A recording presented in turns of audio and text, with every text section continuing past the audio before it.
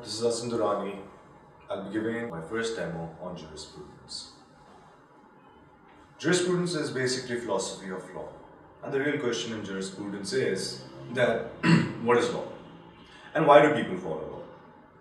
There are different schools of thoughts in jurisprudence.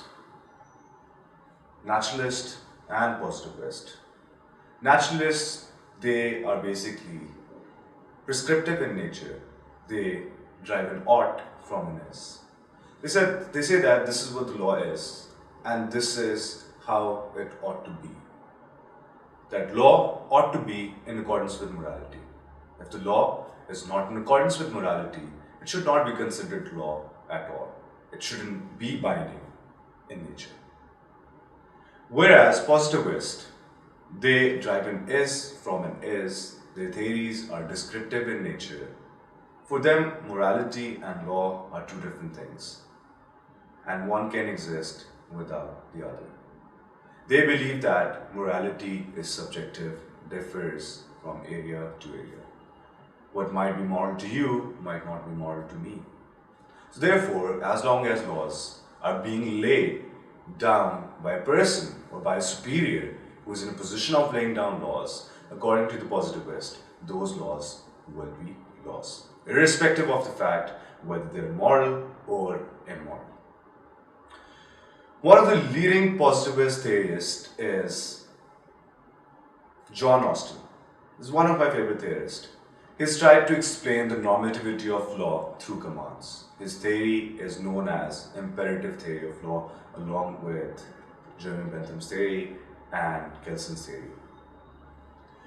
He believes that laws are rules laid down by one intelligent being for the guidance of another intelligent being.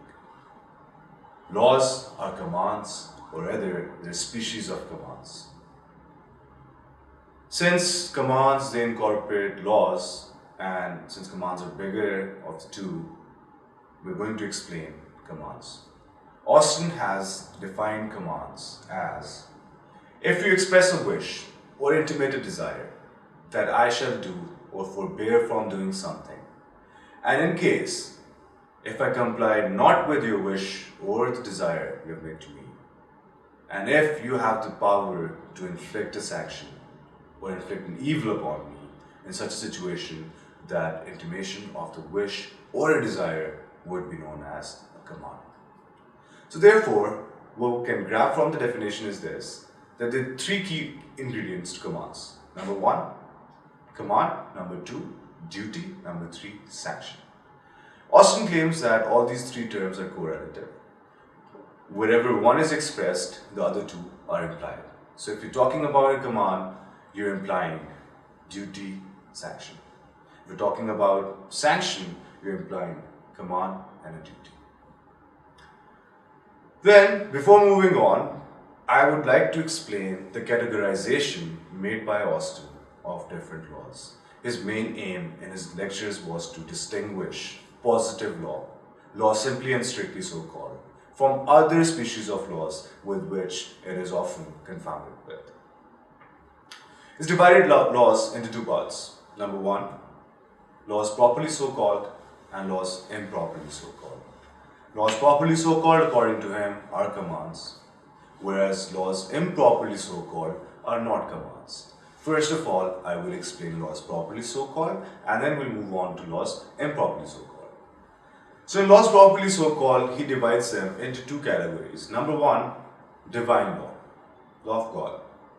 He states that it is law properly so called, there is a determinate superior, and there are sanctions.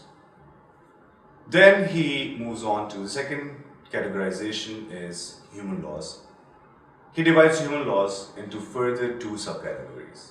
Number one is the positive law, which is the subject matter of jurisprudence, which is law simply and strictly so called. Then the second subclass is laws made by a determinate superior, but not as a political superior.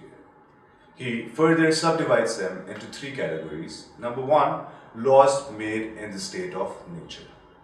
Laws made in the state of nature, the example of this can be laws made by Osama bin Laden to his disciples, He holds the position of superiority in the society, but then again, he's not a political superior.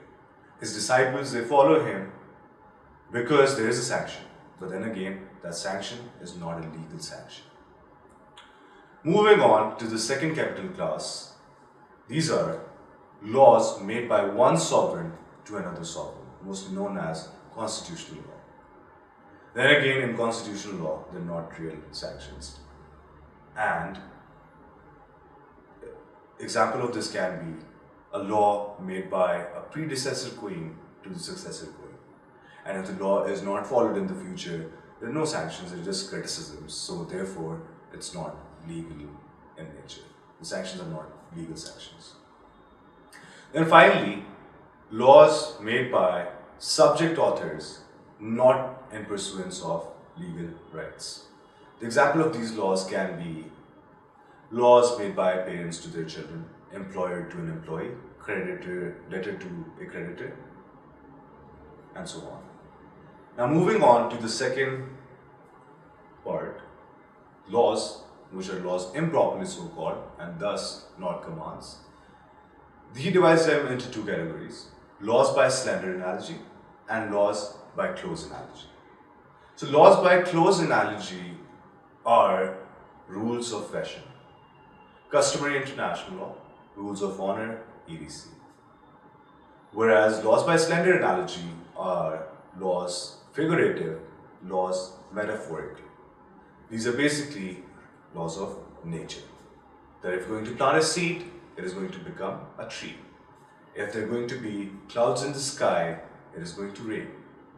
So he states that this is on his side. These laws cannot be assimilated to or cannot be confused with positive law, laws simply and strictly so called.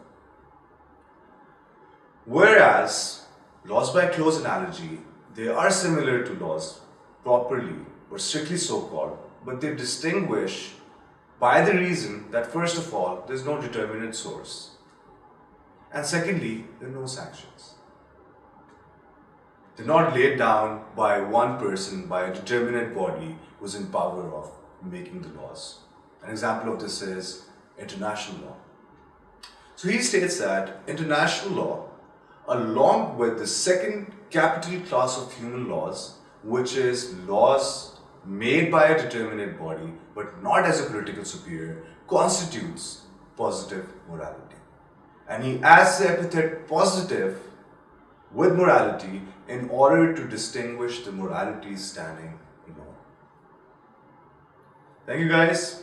In order to listen to my further lectures, please subscribe, sign up. Thank you.